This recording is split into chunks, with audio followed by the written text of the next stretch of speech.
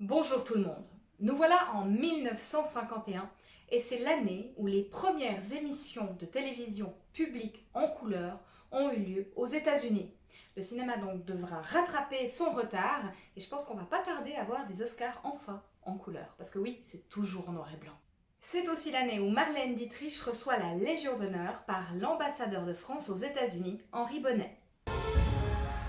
Pour les naissances, cette année, nous avons le réalisateur Abel Ferrara et aussi des acteurs, parce que oui, il n'y a pas beaucoup d'actrices cette année, encore une fois. Donc des acteurs comme Kurt Russell, Geoffrey Rush, Chris Cooper, Robin Williams, Michael Keaton, Mark Hamill. Et du côté des Français, nous avons Gérard Jugnot, Jean-Pierre Bacry ou encore Fabrice Lucchini. Pour les actrices cette année, je n'en ai retenu qu'une seule, Angelica Houston, qui est une actrice que j'ai beaucoup aimée dans énormément de films, mais tout particulièrement dans un film que pas beaucoup de gens ont vu, il me semble, Les Brumes d'Avalon. Alors oui, je suis une grande fan de tout ce qui est Morgane la Fée, Viviane la Dame du Lac, etc. Pour les Oscars cette année,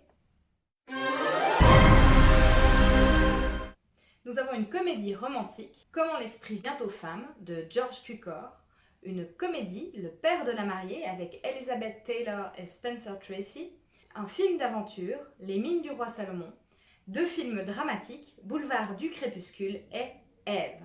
Cette année-là, la remise des Oscars a été présentée par Marilyn Monroe. Le film Ève a reçu 6 Oscars, dont le meilleur film, le meilleur scénario ou encore le meilleur réalisateur pour Joseph L. Mankiewicz.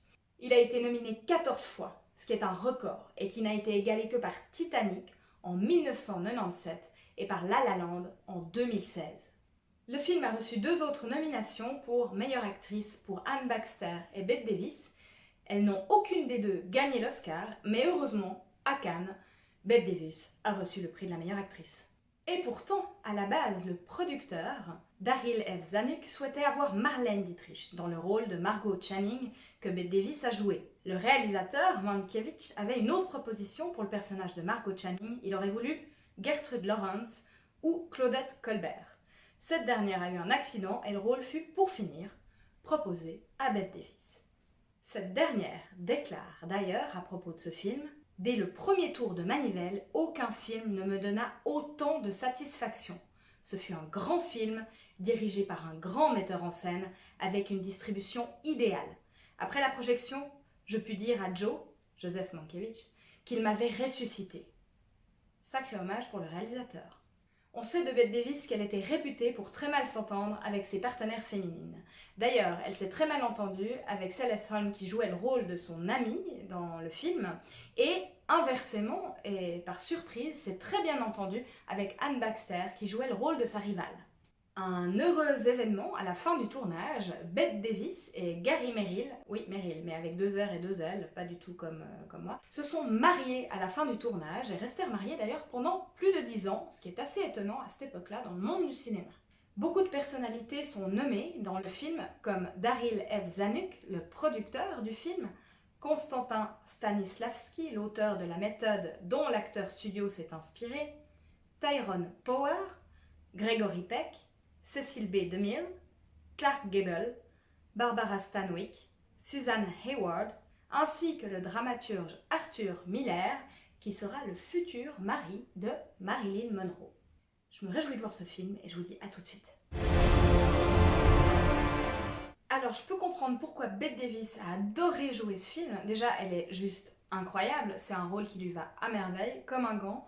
Tous les autres acteurs, actrices aussi, je vous le conseille vraiment vivement. Je sais que je dis tout le temps vivement, mais je vous le conseille vraiment.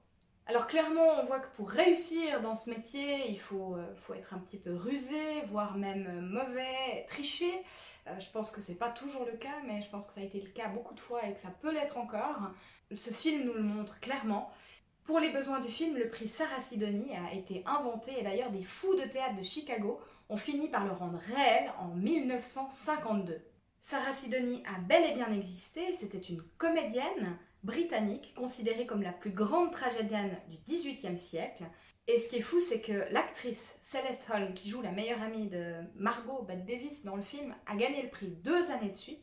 Et Bette Davis, qui n'est jamais montée sur les planches à Chicago, l'a gagné malgré tout en 1973 à titre honorifique.